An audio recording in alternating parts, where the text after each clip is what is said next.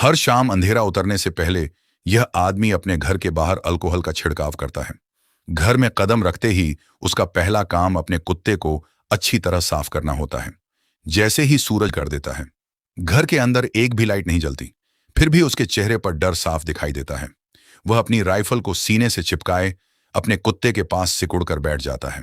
अब जाकर उसे थोड़ी राहत मिलती है। लेकिन आखिर वह हर रात इतना डरता क्यों है? क्योंकि इस दुनिया में रात का मतलब सिर्फ अंधेरा नहीं है। सूरज डूबते ही सड़कों पर इंसानों की जगह खूंखार जॉम्बीज घूमने लगते हैं। करीब 5 साल पहले वहां वह संक्रमित चूहों पर अपनी बनाई हुई दवा का परीक्षण करता था। असल में विल कोई साधारण आदमी नहीं था। वह एक शानदार वैज्ञानिक था और उसने वायरस के इलाज के लिए जीन थेरेपी तैयार की थी। कई दिनों से प्रयोग असफल हो रहे थे, लेकिन एक दिन उसे अचानक कुछ अलग नजर आया। विल को एक बेहद जरूरी बात पता चल गई थी। उसे जॉम्बीज का नया ठिकाना मिल चुका था। अब उसने उन्हें पकड़ने के लिए एक जाल तैयार किया। उसने अपने खून की एक शीशी निकाली और उसे इमारत के दरवाजे के पास रख दिया। फिर खुद कुछ दूरी पर छिपकर इंतजार करने लगा। सिर्फ 2.5 मिनट के अंदर एक जॉम्बी उस गंध के लेकिन तभी अचानक एक बेहद डरावना जॉम्बी वहां आ पहुंचा। उसकी आंखों में ऐसा गुस्सा था जैसे वह विल को उसी वक्त खत्म कर देना चाहता हो। विल समझ ही नहीं पाया कि यह जॉम्बी इतना भड़का हुआ क्यों है। घर लौटकर वह पकड़े गए जॉम्बी पर प्रयोग करने में जुट गया। उसे बिल्कुल अंदाजा नहीं था कि जिस फीमेल जॉम्बी को उसने पकड़ा है वह उसी जॉम्बी कार में रखी बंदूक थी। वह दर्द सहते हुए आगे बढ़ा, लेकिन कुछ ही कदम बाद फिर जमीन पर गिर गया। अगले ही पल जॉम्बी कुत्ते उसके ऊपर टूट पड़े। विल ने किसी तरह गोलियां चलाकर उन्हें पीछे हटाया, लेकिन तभी दूसरा कुत्ता उसकी तरफ झपटा। उसके नुकीले दांत विल के चेहरे तक पहुंचने ही वाले थे कि सैम बीच में आ गया। समझ गया कि अब सबसे बड़ा खतरा उसके सामने था, क्योंकि एंटीबॉडी सिर्फ उसके शरीर में थी, सैम के अंदर नहीं। घर पहुंचते ही विल ने सैम को एंटीवायरल दवा दी। उसने उसे अपनी बाहों में उठा लिया और खुद को भरोसा दिलाने लगा कि उसका साथी बच जाएगा। लेकिन कुछ ही देर बाद सैम के शरीर से बाल झड़ने लगे। उसकी आंखों में संक्रमण के लक्षण दिखाई देने लगे और मुंह से भी बीमारी के संकेत साफ नजर आने लगे। विल समझ चुका था कि अब कुछ नहीं किया जा सकता। उसके सामने अपनी जिंदगी के सबसे दर्दनाक फैसले का वक्त आ गया था। जिस कुत्ते ने इस उजाड़ दुनिया में हर अकेली रात उसके साथ बिताई थी, आखिर उसी साथी को विल को अपने हाथों से खत्म करना पड़ा। विल पूरी तरह टूट गया। लेकिन तभी उसके दिमाग में एक सवाल आया। अगर जॉम्बीज के दिमाग में इंसानों जैसी समझ नहीं है, तो फिर वे इंसानों की तरह जाल कैसे बना सकते हैं? हर निकलने की कोशिश कर ही रहा था कि और जॉम्बीज वहां पहुंच गए। तभी उनका लीडर हमला करने का इशारा करता है।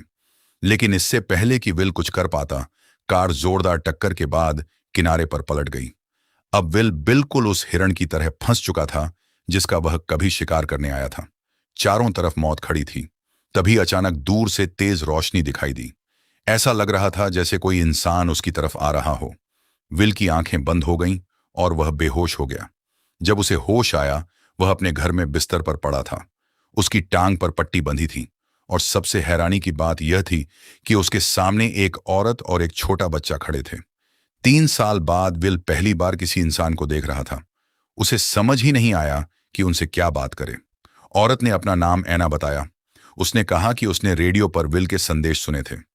वह अपने बच्चे के साथ न्यूयॉर्क आई थी और काफी समय तक उसका इंतजार करती रही, लेकिन विल कभी नहीं आया। अब वह वर्मोंट जाने की तैयारी कर रही थी, क्योंकि वहां इंसानों के लिए एक सुरक्षित जगह मौजूद थी। यह सुनते ही विल भड़क गया। उसने कहा कि दुनिया में कहीं भी सुरक्षा नहीं बची है। पूरा अमेरिका खत्म हो चुका है। एना उससे बहस करना चाहती थी, लेकिन विल का मानसिक दबाव इतना ज्यादा था कि वह उस पर चिल्लाने लगा। 3 साल तक खुद को पूरी दुनिया का आखिरी इंसान मानकर जीना आसान नहीं था। उसने अपनी पूरी जिंदगी सिर्फ विज्ञान और वायरस का इलाज खोजने में लगा दी थी। लेकिन एना की एक बात ने उसकी पूरी सोच बदल दी। अगर एना जिंदा थी तो इसका मतलब था कि विल अकेला नहीं था। कहीं ना कहीं और भी इंसान बचे हुए थे। उसकी सारी मेहनत शायद बेकार नहीं गई थी। काफी देर तक अपने कमरे में अकेले बैठने के बाद आखिरकार विल ने सच्चाई स्वीकार की और बाहर आ गया। एना ने उसे क्वारंटीन जोन चलने के लिए कहा, लेकिन विल ने मना कर दिया। वह अपना घर और अपनी लैब छोड़ने को तैयार नहीं था। तभी एना उसकी लैब में पहुंची।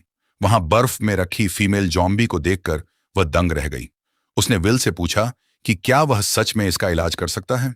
इसके बाद एना की नजर दीवार पर लगी सैकड़ों तस्वीरों पर पड़ी।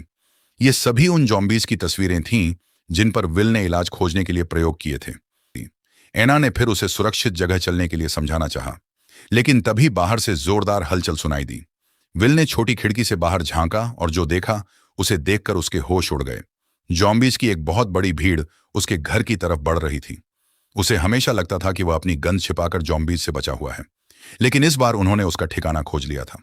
विल ने आसपास की तेज लाइटें जला दी, लेकिन तभी बाहर से एक भयानक दहाड़ सुनाई दी। विल ने दरवाजा खोला और देखा कि जॉम्बी लीडर फिर लौट चुका था। असल में वह और जॉम्बीज बुलाने गया था। अब साफ था कि उनका हमला सिर्फ हिंसा नहीं था, वे सोच समझकर रणनीति बना रहे थे। विल ने खिड़की से जॉम्बी लीडर को देखा और उसके दिमाग में एक बार तुरंत एक कंटेनर उठाया और ठीक हुई फीमेल जॉम्बी के शरीर से सीरम निकाल लिया। उसके खून में मौजूद एंटीबॉडी ही वह चीज थी जो वायरस का इलाज बन सकती थी। विल ने सीरम एना को सौंपा और उसे बच्चे के साथ एक सुरक्षित अंडरग्राउंड रास्ते से बाहर निकलने के लिए भेज दिया। इसके बाद उसने रास्ते का गेट बंद कर दिया, लेकिन उसी पल जॉम्बी